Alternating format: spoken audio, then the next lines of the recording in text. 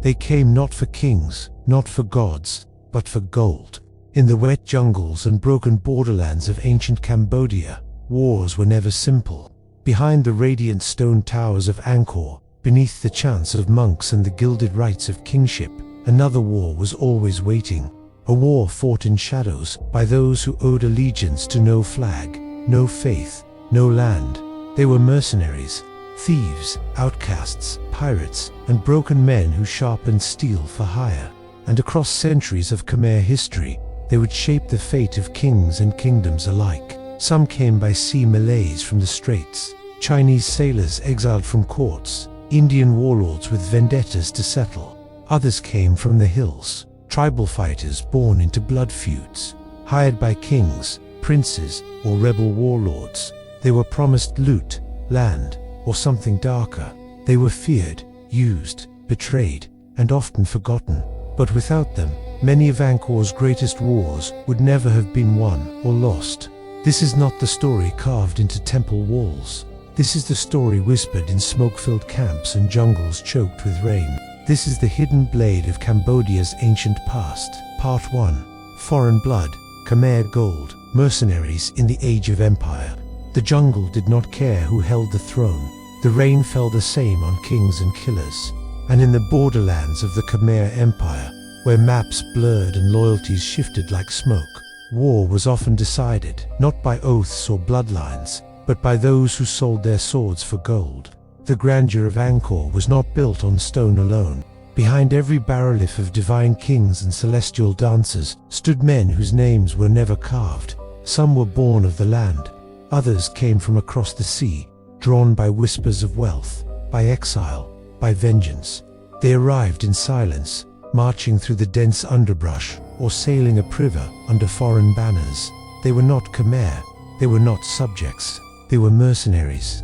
And their role in the rise and the slow unraveling of ancient Cambodia is a story few dare to tell. The Khmer kings, beginning as early as the Chenla period and continuing into the golden centuries of Angkor, understood the value of outside strength, while the empire possessed formidable armies of its own. There were moments when numbers alone were not enough, moments of rebellion, invasion, or power struggles so volatile that loyalty could not be trusted. In such times, foreign blades became both a solution and a risk. Records, often pieced together from inscriptions, Chinese envoys, and regional chronicles, reveal a mosaic of mercenary forces employed by the Khmer. From Champa to the east came seasoned naval fighters, masters of ambush and coastal raids. From the Siamese territories, skilled horsemen crossed borders as both raiders and hired swords. Indian mercenaries, some fleeing collapsed kingdoms or expelled from rival courts, brought with them iron discipline and battle-tested formations. There were even Chinese migrants, some exiled soldiers, others pirate crews turned soldiers for hire, who offered their strength to the highest bidder in return for land, trade access, or sanctuary. They did not wear uniforms. They came in layered armor of bronze scales or bare-chested with tattoos of their ancestors. They spoke in tongues unfamiliar to the locals. They worshipped gods that Khmer had never named: Kali, the Red Lord, sea dragons, ancestral ghosts that demanded sacrifice. But in the eyes of warlords and princes caught in dynastic strife, they were not outsiders, they were weapons. One of the earliest references to mercenary service appears during the turbulent transition between the Chenla and early Angkor periods, when rival factions splintered the kingdom. Border lords, each claiming fragments of royal blood, waged private wars that drained the empire's strength. With no standing professional army to enforce unity, claimants turned to hired fighters. Some were jungle clans from the Dangrek Mountains, armed with poisoned darts and bone knives. Others were Malay pirates who had once raided Khmer ships and now found themselves paid to protect the very trade routes they once looted. The use of mercenaries escalated under Surya Varman II, the king who built Angkor, Wat, and led massive campaigns against Champa. Though celebrated for his victories, his campaigns stretched Khmer resources to the edge. To maintain multiple fronts, he is believed to have employed tribal levies and foreign specialists. War elephants were no longer enough. Battles along the coast required naval fighters with regional knowledge. Captured Khmer mercenaries were offered freedom and coin to fight their own former kings. This strategy worked for a time, but trust bought with gold is easily spent. Mercenaries were not bound by faith in the god king or loyalty to the land.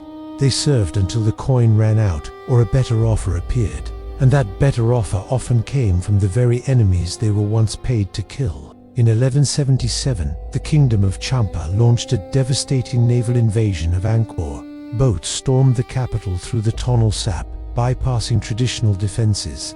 Some scholars believe that knowledge of those defenses came from mercenaries, Khmer or otherwise previously employed by the Khmer. The betrayal was swift. The city fell. The king was killed. The empire staggered. It was Jayavarman VII, the warrior monk, who rose from the ashes to reclaim Angkor. He led a massive counteroffensive, pushing the Khmer back and re-establishing Khmer dominance.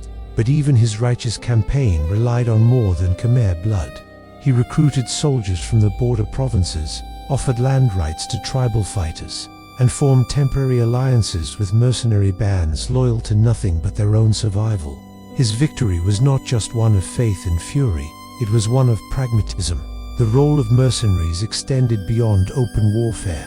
In quieter times, they served as bodyguards for high officials, as personal enforcers for regional governors, as caravan escorts along the perilous trade routes that stretched from the Mekong Delta to the mountain passes of Laos. They took part in skirmishes that never made it into stone ambushes in the jungle. Midnight assassinations, the quiet elimination of a rival claimant before he ever reached the capital. These shadow wars shaped the politics of the empire just as much as grand battles. But with every hired sword came risk. The Khmer elite viewed mercenaries as both useful and dangerous. They were often granted land on the fringes of the empire, useful for defense, but far from the center of power. Their settlements became both buffer zones and powder kegs. Over time, these communities of foreign warriors intermarried, adopted Khmer customs, and yet retained a distinct identity. In times of peace, they were tolerated. In times of famine or unrest, they were feared. Temples do not bear their names. Chronicles omit their faces. But the whispers remain of mercenary bands that turned against their employers, of desertions during crucial campaigns, of entire villages razed when loyalty shifted. It was not always treachery. Sometimes it was survival. When a kingdom could no longer pay, the sword found new hands. And yet, for all their instability, mercenaries left an imprint on Khmer warfare. They introduced new weapons, new tactics. They challenged the caste-bound assumptions of who could fight and how. They brought the jungle into the court, the sea into the heart of the inland empire. And they served as a mirror to the kings who hired them, revealing both the strength and the desperation beneath the golden masks of divine rule. By the late 13th century, as the empire weakened and regional powers rose, mercenaries became less a tool of empire and more a sign of its decline. Factions within the court hired foreign swords to settle internal disputes. Rebellions were crushed by troops who did not speak the local tongue. Border provinces broke away, defended by former mercenaries turned lords in their own right. The wheel was turning. The gold was losing its shine. And yet, they remained in the shadows, on the fringes, in the blood-soaked margins of Cambodia's great stone narrative. Hired blades, outsiders, survivors, not heroes, not villains, but something far older, far more enduring. Part 2. Steel without loyalty, betrayal, brotherhood, and the forgotten warriors. They marched without banners, their flags long since torn apart by jungle wind, or forgotten in the last village they burned. Their loyalties were written not in stone, but in scars, on their arms, their backs, their throats. Crude tattoos of gods no temple claimed, names of dead comrades, tally marks for battles survived, coins taken, lives ended. These were the mercenaries of ancient Cambodia, and as the Khmer Empire reached its twilight, their shadows grew long and ungoverned. They had no homeland. Some were born in the borderlands, raised by war, sold into service by desperate families, or adopted by roving bands of hired blades. Others came by ship. Tamil seafarers from Chola ports, expelled Chinese rebels, Malay corsairs turned into Some were deserters from rival kingdoms, others were Khmer-born but exiled, criminals, debtors, orphaned, sons of forgotten nobles. In the camps, their languages clashed, their rituals differed, but all of them knew one thing: the only code was survival. Their lives were ruled by firelight. After long marches through the wet forest, they would make camp on the banks of nameless rivers, digging shallow trenches and lighting smudge fires to ward off spirits and insects alike. Meals were sparse: boiled fish, stolen rice, dried meat if luck had been kind.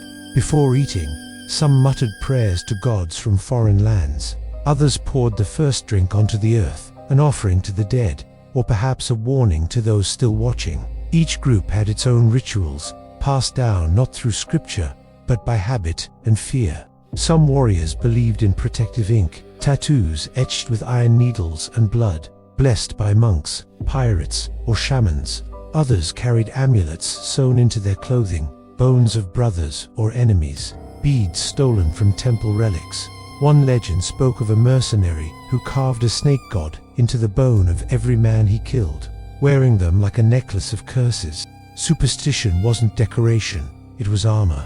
They trusted few. Brotherhood was rare and forged only in blood. Betrayal was constant. A commander might vanish in the night, taking the silver meant for the next month's pay. A scout might whisper to the enemy for a promise of land.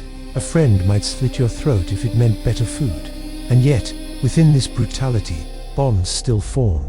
Two warriors who fought side by side in 5 campaigns might die for each other, even if they never shared a single word. Some mercenaries worked directly for kings or royal generals.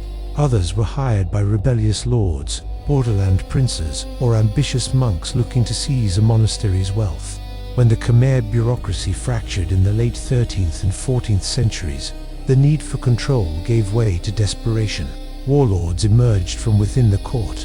Temple factions fought over relics. Trade cities began paying for their own protection. And everywhere, mercenaries answered the call, not out of loyalty, but because they knew what chaos smelled like. It smelled like opportunity. When gold was plenty, they fought with discipline. Formations were tight. Orders followed. But as coin grew scarce, discipline decayed. Mercenary bands began to wander, shifting sides, sacking villages they once defended. The empire, stretched thin and rotting from within, could not contain them. The great highways that once carried royal armies now became paths of scavenging warbands, their banners blank, their blades rusted and ready. Among the most feared were the river-born mercenaries, former pirates who mastered the waterways of the Mekong and Tonal. Sap, they could vanish into the mist, strike at dawn, and leave nothing but fire in their wake. Entire towns vanished beneath their raids. Some kings paid them in advance, simply not to attack. Others tried to absorb them into formal military ranks, but that rarely lasted. They did not take well to orders. They obeyed the tide, not the throne. In one account, a royal outpost on the western frontier was betrayed from within.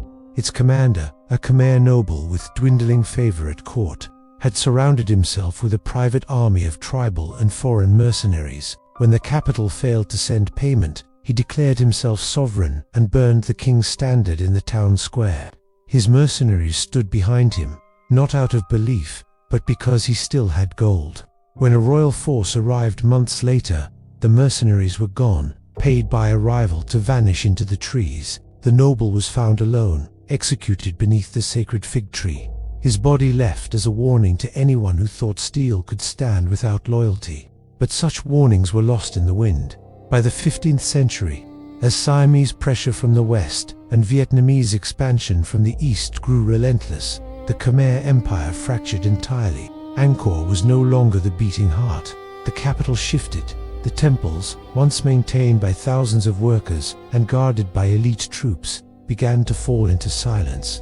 In the power vacuum, mercenaries became not just tools of war, but claimants of power. Some carved out their own fiefdoms in the hinterlands, villages that swore fealty to no king, ruled by aging captains who once served under royal banners. Others became hired guardians of monasteries, demanding offerings from monks in exchange for protection. Some vanished into the highlands, becoming local legends, ghost soldiers who haunted passes and demanded tribute from traders. Their names were forgotten, but their actions shaped the map. They left no temples, their banners were never preserved, but their impact is written in the scars of a kingdom that once spanned the rivers and forests of Southeast Asia. The Khmer Empire did not fall all at once. It bled out, one betrayal at a time, one paid sword turned against its master, one vanished brotherhood beneath the rain. And what did the mercenaries gain in the end?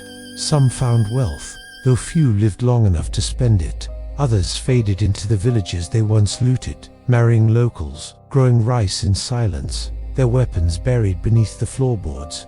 The most haunted among them disappeared into the jungle, nameless, faceless, their bones claimed by roots and silence. No songs were sung for them, no monks lit incense at their graves. But listen closely. When the wind rustles through the empty halls of Angkor, when thunder rolls over the ruined causeways, and vines twist around the heads of once mighty kings, you may feel them still, the mercenaries, the betrayers, the survivors, not heroes, not saints, just men, caught in the grinding wheels of empire, selling steel to gods who paid in silence. They remind us that kingdoms do not fall in a single day. They erode from within, from without, chipped away by the very hands that once held them high. Until next time, stay safe, and see you in the next history.